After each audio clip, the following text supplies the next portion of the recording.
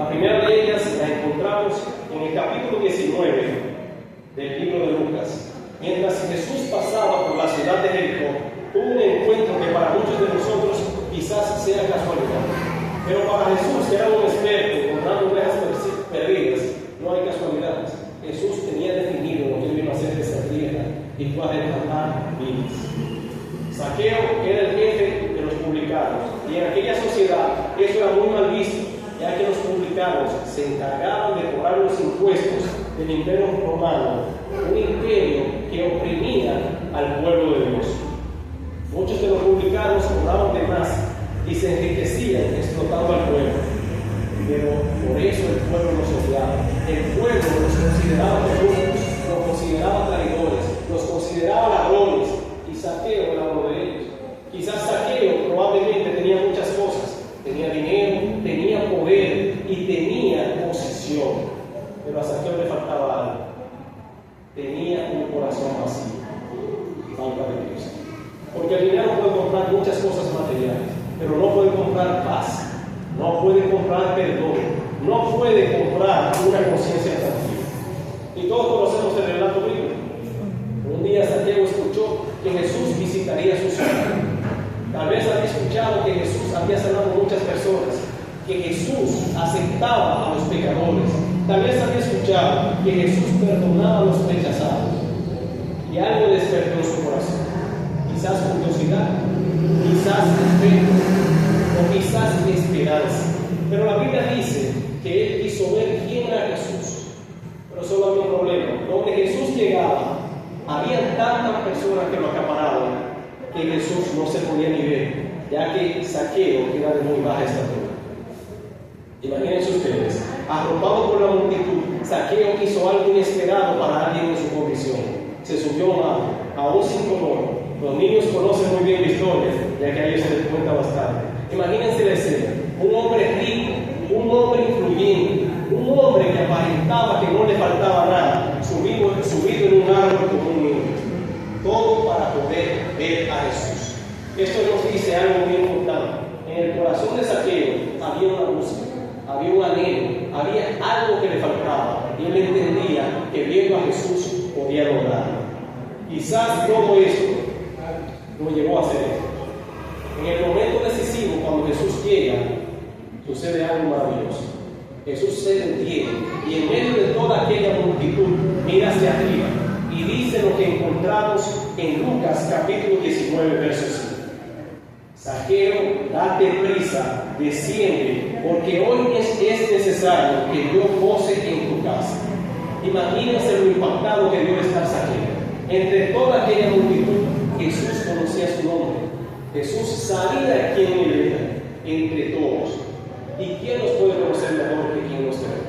Jesús es nuestro creador. Él sabe qué tenemos en nuestro corazón y aún así nos acepta, aún así nos recibe, aún así nos ama y quiere buscarnos prontamente cuando Él regrese en gloria. Amén.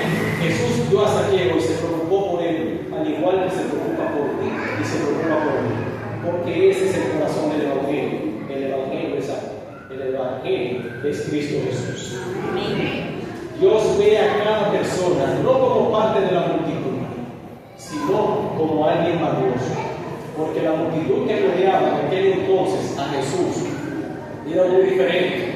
Ellos consideraban y murmuraban que Zaqueo no merecía que Jesús se tuviera a hablar con él. Pero Jesús veía algo diferente.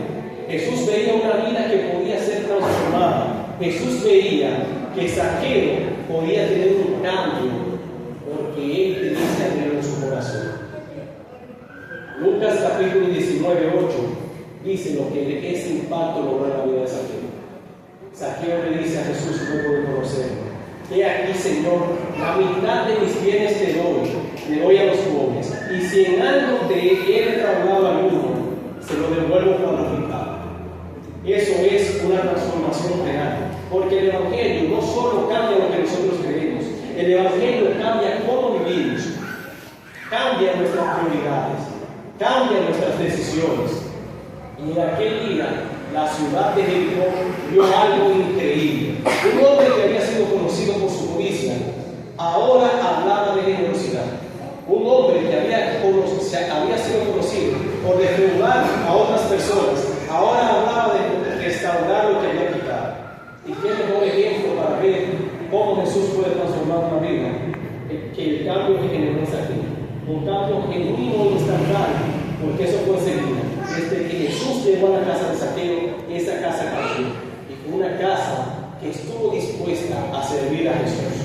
Amén. Tenemos que entender que todavía el día de hoy hay muchísimos Zaqueos, porque juzgamos a las personas, porque decimos, no, tiene mucho dinero, esa persona tiene un buen trabajo, tiene éxito, a ellos no le falta nada. Pero muchos de ellos están buscando algo, están buscando una esperanza, tienen un vacío en su corazón que nada material nos podrá llenar. Imagínense eso. Pero solo necesitan que alguien los acerque a Dios. La mayoría de ellos tienen el interés y quieren buscar de Dios, pero no hay nadie que los invite, no hay nadie que ore por ellos, no hay nadie que se arriesgue a mostrarle el evangelio que Dios nos trajo a nosotros. Amén. El evangelio es así de sencillo. El evangelio es demostrar amor a los demás.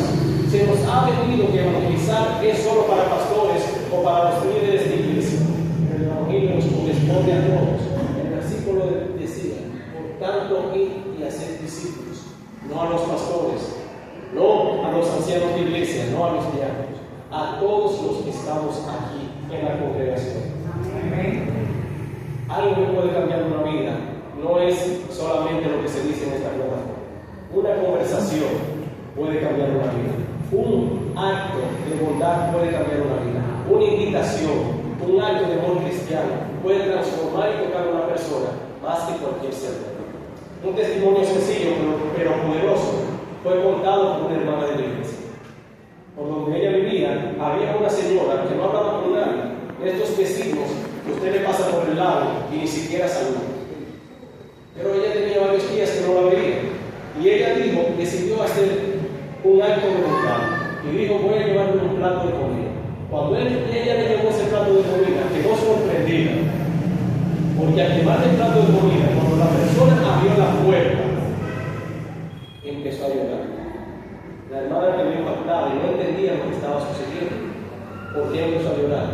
Y ella le dijo, hace meses que no converso con nadie, que nadie me pregunta cómo estoy, que nadie me saluda, porque hay personas que los problemas los agobian tanto, que muchas veces están distraídos y no saludan, pero no es porque no quieren, es que la vida lo ha tratado tan mal que ellos no tienen ánimo ni siquiera de hacer eso. En ese momento ella le dijo que estaba así por lo que le había sucedido, pero entonces ese momento llevó a que mi hermana entablara una conversación con ella. Luego de eso llevó a otra visita. Luego de la otra visita, mi hermana decidió orar por ella y con ella. Luego le invitó a la iglesia.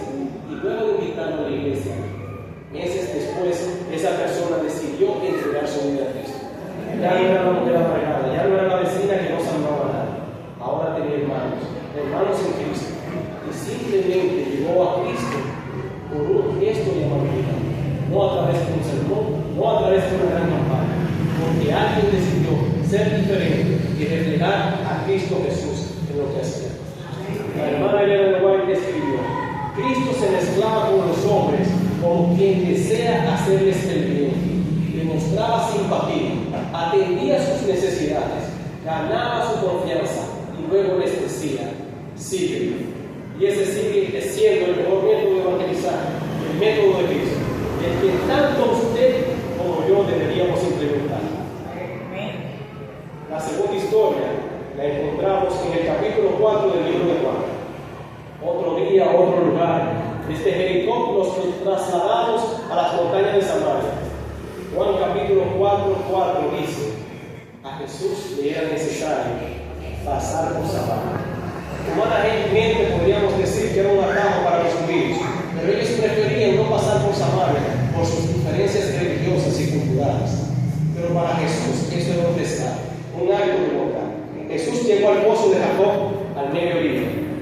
El sol estaba fuerte, casi nadie había afuera. En ese pozo solo había una mujer y llegó sola como siempre. ¿Por qué? Porque no le gustaba, siempre porque la vida había tratado mal. Había pasado mucho. al igual que muchos de nosotros que pasamos muchísimas calamidades y muchas veces no tenemos con quién conversar, no tenemos a una persona que se digne a escuchar. Eso le pasaba a esa señora. Tenía relaciones rotas, relaciones perdidas, heridas que no se ven. Por eso evitaba la gente. Por eso venía la hora que nadie iba al pozo. A esa hora, bajo el sol que castigaba la piel, esa mujer llegaba. La hermana Noé decía que ella evitaba, por tanto con las otras mujeres de la aldea, que iban al amanecer o al atardecer, porque ella cargaba con el estigma de 5 divorcios y una unión ilegítima, y la llamaban que ella era la mujer de la vida mala, la vida de la mujer mala de Sicar. Pero ese día pasó algo sorprendente.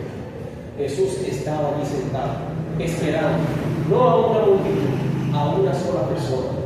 Y cuando ella lo ve, él le pide algo sencillo: dame a beber.